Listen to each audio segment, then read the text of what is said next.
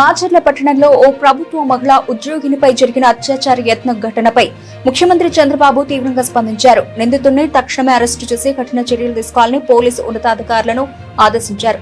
మహిళలపై నేరాలకు పాల్పడే వారిని ఎట్టి పరిస్థితుల్లోనూ ఉపేక్షించేది లేదని ఆయన స్పష్టం చేశారు.